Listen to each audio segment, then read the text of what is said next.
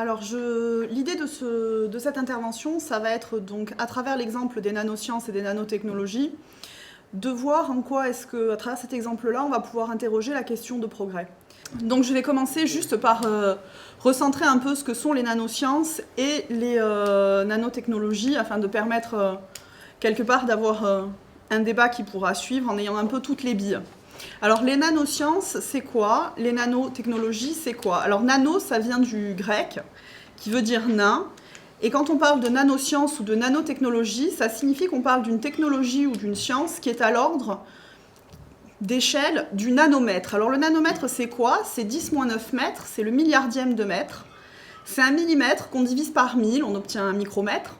Quand on le divise encore par 1000, on obtient un nanomètre. Alors, pour avoir des ordres d'idées derrière vous, si on faisait le rapport entre la planète Terre et un ballon de foot, on aurait à peu près le même ordre de grandeur qu'entre un ballon de foot et une nanoparticule. Alors là, en l'occurrence, je vous représente du C60, qui fait partie des nanoparticules un peu célèbres, justement à cause de sa forme de ballon de foot. On se situe où? Le vivant, la cellule vivante se situe dans ce qui est un ordre de taille de la centaine de micromètres. La dizaine de micromètres pour les petites cellules. Vous descendez encore un peu, vous avez les protéines. Encore un petit peu, vous avez les molécules d'ADN. Et puis finalement, tout ce qui sera de l'ordre, avec une des dimensions qui sera de l'ordre du nanomètre, sera souvent considéré comme relevant des nanosciences ou des nanotechnologies. Alors, les nanosciences, c'est quoi? C'est la capacité de l'étude de la matière à l'échelle atomique. Alors aujourd'hui, on sait manipuler cette matière à l'échelle atomique, on sait l'observer à l'échelle atomique. Et vous avez ici donc l'exemple d'un instrument qui a permis vraiment de commencer à étudier cette matière et ses surfaces à l'échelle atomique. Donc il s'agit en fait ici d'un STM qui va permettre d'imager la surface, atome par atome. Vous avez donc en haut, là ici, c'est une surface de SIGE et vous pouvez distinguer très clairement. Peut-être faudrait-il SIGE que... Alors, silicium, germanium. Voilà, c'est ça. Donc c'est une surface de silicium germanium où vous pouvez voir en fait très distinctement les atomes. Juste en dessous ici, alors c'est plus de la microscopie à effet tunnel. Là c'est du TEM, donc c'est des microscopes à transmission d'électrons. Et ici donc on image du TiO2. Donc le TiO2 c'est aussi une nanoparticule qu'on retrouve assez souvent, c'est le dioxyde de titane, que vous retrouvez dans beaucoup de produits cosmétiques par exemple, qui est très utilisé aujourd'hui. Et enfin, la dernière image, il s'agit vraiment pour le coup de manipuler atome par atome et de construire atome par atome. En fait, ces dessins que vous pouvez, dessins que vous pouvez observer en fait ici. Et donc il s'agit donc ici d'atomes de fer qui sont disposés par une surface de cobalt. Donc ça a été fait par un laboratoire d'IBM. Donc comme je vous le disais, aujourd'hui on sait manipuler la matière à l'échelle atomique. Et pour ça, aujourd'hui, dans les laboratoires de recherche, on utilise deux voies, qui sont soit la voie top-down, soit la voie bottom-up. C'est-à-dire, donc, soit on va pouvoir réduire la taille, soit on va pouvoir construire, atome par atome, les structures qui vont nous intéresser. Ça permet essentiellement de faire de la nanostructuration. Donc je ne vais pas être plus longue sur cette question-là, parce que finalement, ce qui nous intéresse, c'est pourquoi est-ce qu'aujourd'hui on s'intéresse, pourquoi est-ce qu'aujourd'hui on manipule la matière à cette échelle-là. Donc je vais essayer de vous donner quelques exemples assez intéressants. Alors un premier que je trouve extrêmement beau, mais qui est très ancien et qui illustre à quel point finalement, contrairement à ce qu'on pense, les nanotechnologies sont présentes dans notre quotidien depuis très longtemps. Alors, l'exemple en l'occurrence, il s'agit du vase de Lycurgus que vous pouvez voir au British Museum et qui a la particularité, en fait, c'est un verre qui est teinté avec des nanoparticules d'or-argent et suivant s'il est éclairé donc en transmission ou en émission, vous allez pouvoir observer une couleur verte ou une couleur rouge du verre.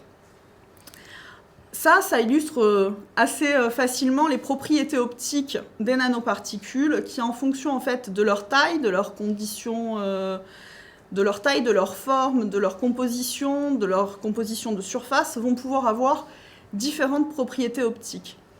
Un autre exemple qui est souvent cité, c'est celui de la catalyse chimique, où par exemple la diminution du rapport surface, donc l'augmentation du rapport surface sur volume qui est consécutif de la diminution de la taille des particules, va permettre d'avoir une grande surface disponible.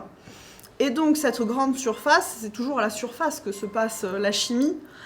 Et ces surfaces disponibles vont permettre de catalyser, voire dans certains cas de sélectionner certaines réactions chimiques. Alors en l'occurrence ici, c'est une image STM de nanoparticules d'or palladium qui ont été réalisées donc, dans le laboratoire dans lequel je travaille et qui servent en particulier donc, à catalyser la réaction d'oxydation du monoxyde de carbone. Donc, ce qui peut être assez utile par exemple dans les pots catalytiques. Un autre exemple encore, qui lui relève encore un peu de la science-fiction, mais qui devient de plus en plus réaliste, c'est celui de la vectorisation du médicament, où à l'aide des nanotechnologies et de notre capacité à nanostructurer la matière à l'échelle atomique, il est envisageable de délivrer de façon extrêmement ciblée des médicaments. Alors un exemple aussi qui nous concerne tous et qu'on connaît beaucoup plus, c'est l'exemple des transistors qui sont à la base de la micro-informatique. En miniaturisant de plus en plus les transistors, on a pu augmenter de façon très importante le nombre de transistors en fait sur une puce. Donc vous avez tous entendu parler de la loi de Moore qui dit que grosso modo,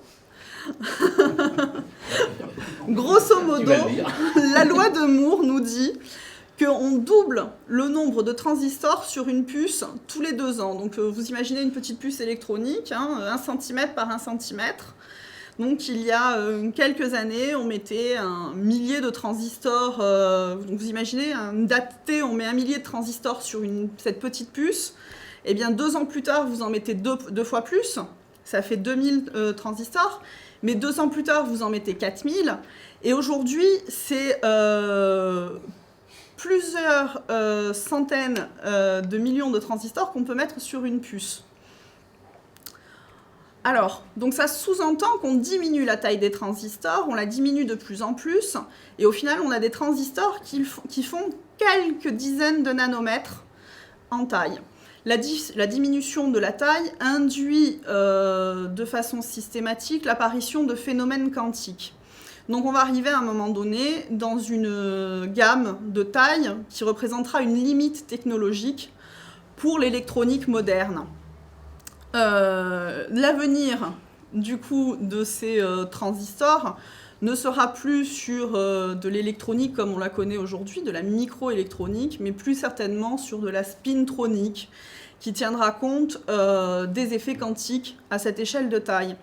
Ça nécessite aussi beaucoup d'études, c'est-à-dire que ça, c'est joli de le dire un peu comme ça.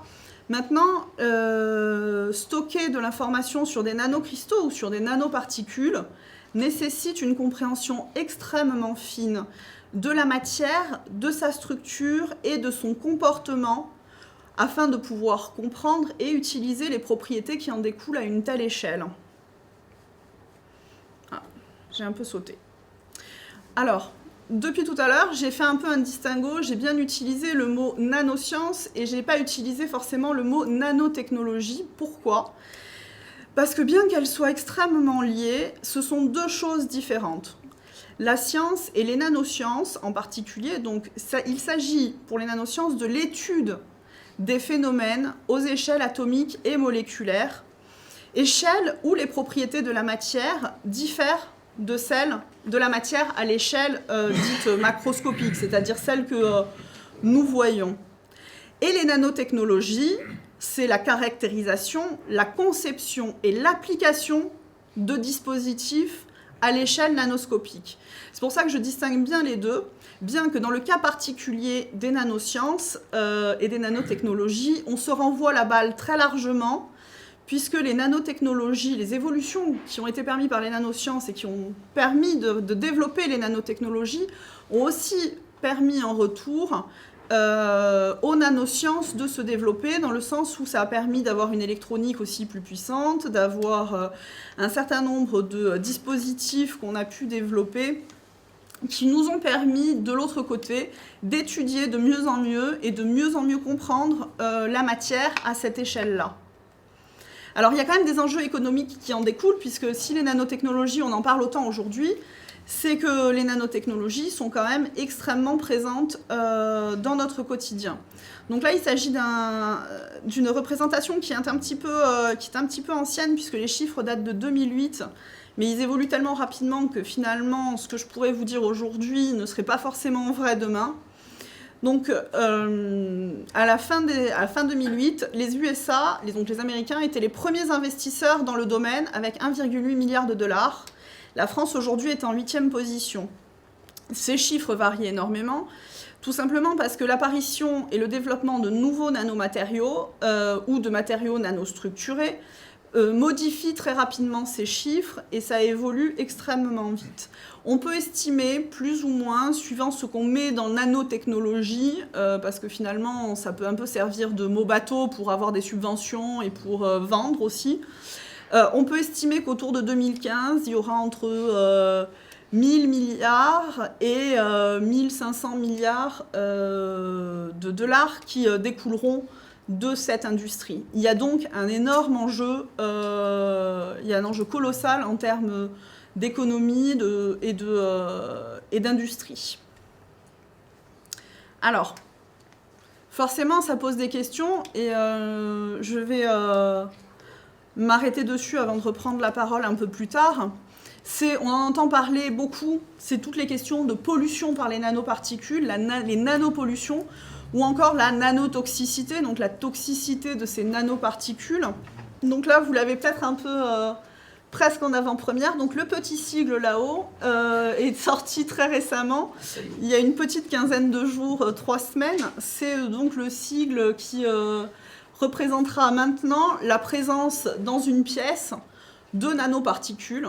Et donc, le fait qu'il va falloir, dans ces pièces-là, tenir compte des risques inhérents à la présence de ces nanoparticules, en particulier pour les personnes qui travaillent avec.